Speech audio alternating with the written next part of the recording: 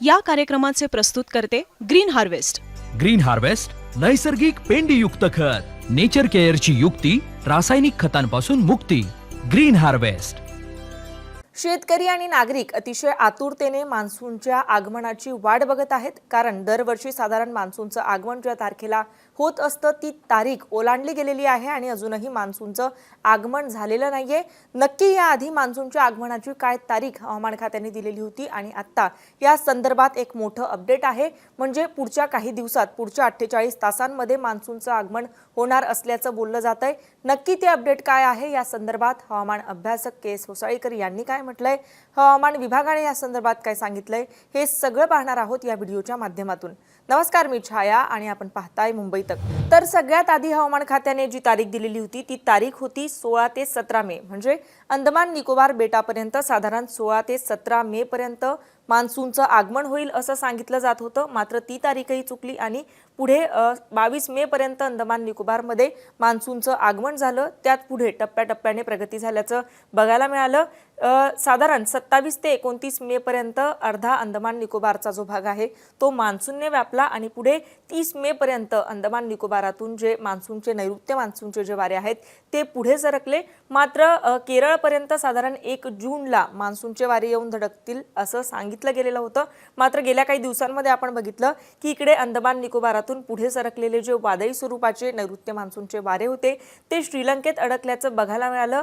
1 जून ही तारीख देण्यात आलेली होती. मात्र 1 जून ओलांडली गेली तरी सुद्धा मान्सूनचं केरळमध्ये आगमन झालं नाही, मान्सून केरळमध्ये दाखल झालं नाही. आता या संदर्भात नवीन तारीख हवामान खात्याकडून देण्यात आलेली आहे.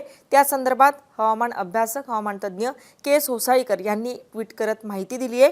त्यांनी सांगितलंय 4 जूनच्या सुमारास नैऋत्य मान्सून नैऋत्य आणि आग्नेय अरबी समुद्राच्या काही भागात, लक्षद्वीप बेटसमूह, केरळ आणि तामिळनाडूचा काही भाग तसेच नैऋत्य, पश्चिम मध्य, पूर्व मध्य आणि ईशान्य बंगालच्या उपसागराच्या काही भागात आणि आग्नेय बंगालच्या उपसागराच्या उर्वरित भागात पुढे सरकण्यासाठी परिस्थिती अनुकूल आहे. म्हणजे आपण बघितलं की गेल्या काही दिवसांमध्ये श्रीलंका जो भाग आहे, श्रीलंकेच्या आसपासचा जो परिसर आहे तिथे नैऋत्य मान्सून वारे खोळंबल्याचं बघायला मिळालेलं होतं. मात्र हे नैऋत्य मान्सूनचे जे वारे आहेत ते पुढे सरकण्यासाठी आता अनुकूल परिस्थिती आहे. त्यामुळे साधारण 4 तारखेपर्यंत, 4 जूनपर्यंत केरळमध्ये मान्सूनचं आगमन होणं अपेक्षित असल्याचं हवामान अभ्यासक के एस होसाळीकर यांनी म्हटलेलं आहे. आता ह्या सगळ्याचा कशा पद्धतीने वातावरणावर परिणाम होणार आहे, महाराष्ट्रासह कुठल्या कुठल्या राज्यांवर याचा धोका असणार आहे, हे आपण या ग्राफिक्सच्या माध्यमातून बघू शकतो. 2 तारखेला आणि 3 तारखेला हवामान खात्याकडून अनेक राज्यांना अलर्ट देण्यात आलेला आहे. इकडे आपण बघू शकतो की उत्तर आणि दक्षिण भारत याचबरोबर पूर्व भारतातले अतिपूर्वेतले राज्य जर आपण सोडले तर इकडे आपण बघू शकतो की मध्य भारतातल्या काही राज्यांना हवामान खात्याकडून पावसाचा ऑरेंज अलर्ट दिलेला आहे. म्हणजे भारतासह आपण बघू शकतो की काही राज्यांमध्ये मुसळधार स्वरूपाचा पाऊस बरसण्याची शक्यता असल्याचं हवामान खात्याने म्हटलेलं आहे. याचबरोबर 3 तारखेलाही मध्य भारतातल्या काही राज्यांमध्ये तुफान स्वरूपाचा पाऊस बरसण्याची शक्यता आहे. इकडे आपण बघतोय की राजस्थानात एक वाळूचं मोठं वादळ आलेलं होतं आणि त्याची तीव्रता आता सुद्धा जास्त आहे. त्यामुळे इथे बघू शकतो आपण की 3 तारखेलाही वादळी स्वरूपाचे वारे इथे वाहण्याची शक्यता असणार आहे. आता पुढच्या ग्राफिक्सच्या माध्यमातून आपण पाहणार आहोत की स्पेसिफिक कोणत्या राज्यांना किती धोका असणार आहे, यासोबतच नक्की काय वातावरणाची स्थिती असणार आहे, मान्सूनची काय स्थिती असणार आहे. तर नैऋत्य मोसमी पाऊस साधारणपणे 4 जून 2026च्या सुमारास केरळमध्ये दाखल होण्याची शक्यता आहे. हवामान खात्याने हे म्हटलेलं आहे. आपण अगदी सुरुवातीलाच बघितलं की हवामान तज्ज्ञ के एस होसाळीकर यांनी सुद्धा अंदाज वर्तवलेला आहे की साधारण 4 जूनपर्यंत केरळमध्ये मान्सूनचा जो पाऊस आहे तो दाखल होण्याची शक्यता असणार आहे. तर पुढच्या 6 ते 7 दिवसात केरळमध्ये काही ठिकाणी मुसळधार ते अतिमुसळधार पाऊस आणि तामिळनाडू व कर्नाटकात काही ठिकाणी मुसळधार पावसाची दाट शक्यता आहे.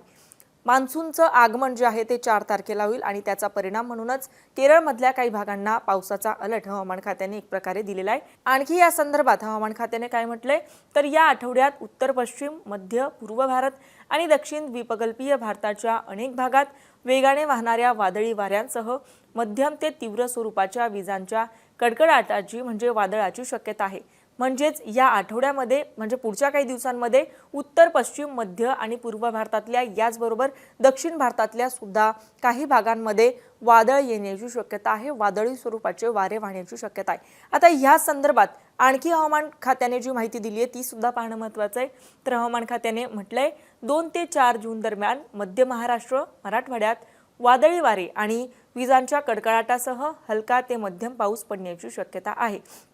याचाच परिणाम काय होणार आहे महाराष्ट्रावर, तर महाराष्ट्रावर साधारण 2 ते 4 जूनच्या दरम्यान मध्य महाराष्ट्र खास करून ज्यात मराठवाड्यातल्या काही भागांचा सुद्धा समावेश होतो, याचबरोबर पश्चिम महाराष्ट्रातल्या सुद्धा काही भागांचा समावेश होतो। या भागांमध्ये वादळी वारे आणि विजांच्या कडकडाटासह हलका ते मध्यम पाऊस पडण्याची शक्यता असणार आहे।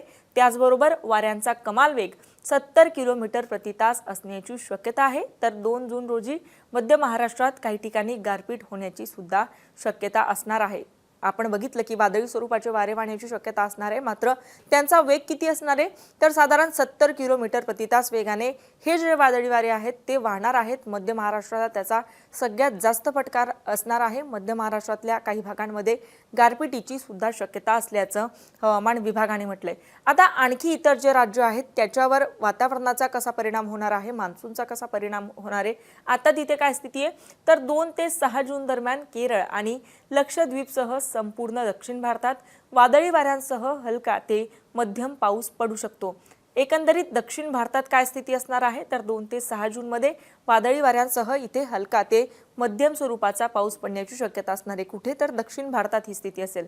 तर 2 ते 8 जून दरम्यान अंदमान निकोबार, पश्चिम बंगाल या राज्यांसह संपूर्ण पूर्व भागात वादळी वाऱ्यांसह बऱ्याच ठिकाणी हलका ते मध्यम पाऊस पडण्याची शक्यता असणार आहे। म्हणजे पूर्व दिशेतले जे राज्य आहेत तिथे वादळी स्वरूपाचे वारे वाहतील, याचबरोबर हलका ते मध्यम पाऊस पडण्याची शक्यता असणार आहे। आणखी इतर भागांमध्ये, आणखी इतर राज्यांमध्ये काय स्थिती असेल, तर 2 ते 6 जून दरम्यान जम्मू काश्मीरसह म्हणजेच उत्तर भारतातली ही स्थिती आहे।